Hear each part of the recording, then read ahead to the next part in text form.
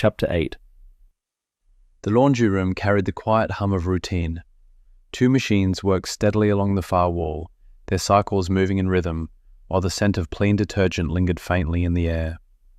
Pearl moved between them with practiced ease, a cloth in hand as she wiped down the tops of the dryers. The work was simple, familiar, almost meditative. She lifted the lid of one of the garbage containers, tying off the bag before replacing it with a fresh one. There was no rush in her movements, no sense of needing to be somewhere else.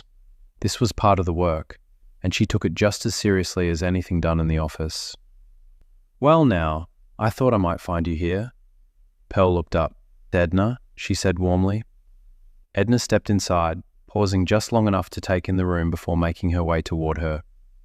"I heard something interesting," Edna said, lowering her voice just slightly, as though the hum of the machines might carry secrets away if she wasn't careful. Pearl smiled faintly. "That could mean anything with you." Edna leaned in just enough to confirm it. "This gathering Mr. Norris has in mind," she said. "Word has a way of traveling, even when it's meant not to." Pearl gave a quiet breath, equal parts amusement and acceptance. "I should have expected that." "They're excited," Edna continued. "You know how they are. It doesn't take much for this building to find a reason to come together." "That part I don't mind," Pearl said, setting the cloth aside for a moment. She rested her hands lightly on the edge of one of the machines.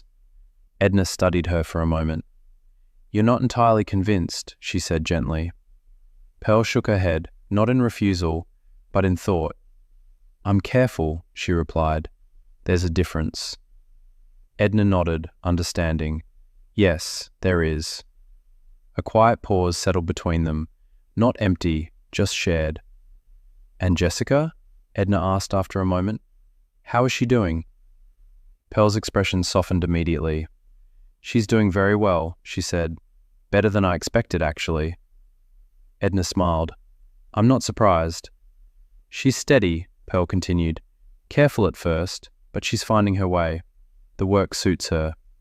She glanced briefly toward the ceiling, as though she could see through to the floors above. "She takes it seriously, pays attention, wants to do it right." "And she's honest," Edna added. Pearl nodded. "Yes," she said quietly, "she is."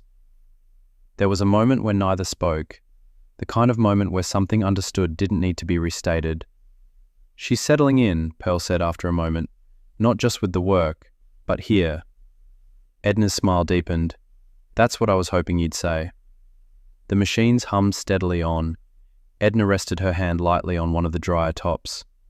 "You know," she said, "there are times when you see something happen, and you recognize it straight away." Pearl looked toward her. "God has always had a way of looking after those who need it most," Edna continued. "Widows, orphans." She paused, her tone thoughtful rather than formal. "And while Jessica may not fit those words exactly," Pearl's gaze shifted slightly. "The way she was left," Edna added gently, "because of something so personal, so deeply tied to belief." She let the thought settle. "It isn't all that different," she finished. Pearl didn't respond immediately. She didn't need to. "None of us," Edna went on, "are ever quite old enough to not need our parents." That one stayed longer. Pearl lowered her gaze briefly, then lifted it again. "No," she said softly, "we're not." Silence returned, but this time it carried weight, understanding, care. Then, just as naturally, it lifted. Edna's expression brightened slightly. "Well," she said, shifting the tone, "I suppose we'll see what comes of Mr. Norris's plans." Pearl allowed herself a small smile. "Yes," she said, "I suppose we will."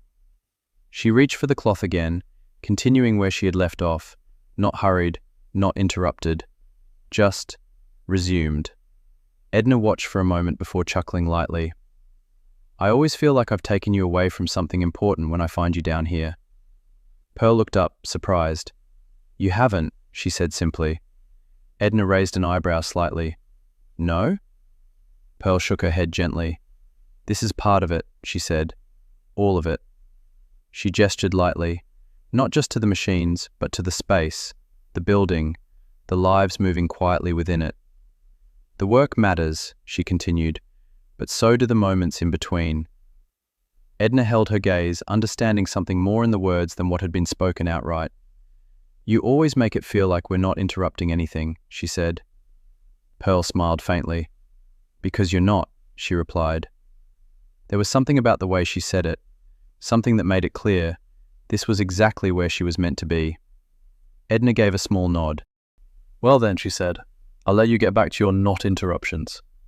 Pearl laughed quietly. I'll see you later, Edna, and I'll be watching closely, Edna added lightly, to see how this little gathering unfolds. Pearl shook her head, but the smile remained. As Edna stepped out, the laundry room settled once more into its steady rhythm. Machines, movement, routine.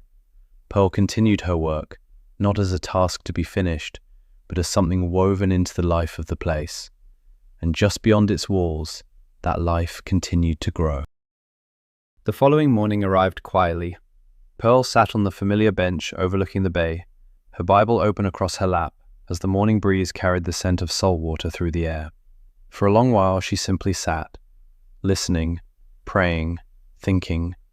Her thoughts wandered back to the conversation with Edna, then to Edward. Both of them cared deeply for Jessica. Neither had spoken out of idle curiosity. They genuinely hoped to see two lonely people discover the blessing of companionship. Yet something inside her remained unsettled.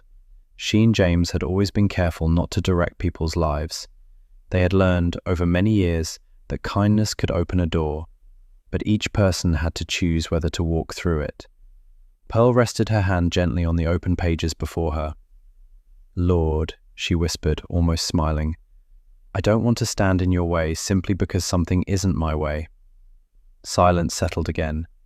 Only the waves answered. Then, as quietly as the tide reaching the shore, a familiar verse came to her mind. Trust in the Lord with all your heart, and lean not on your own understanding. In all your ways submit to him, and he will make your paths straight. Pearl closed her eyes.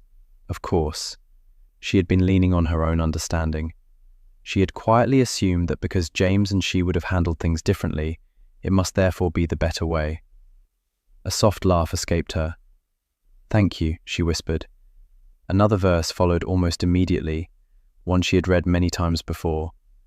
As iron sharpens iron, so one person sharpens another.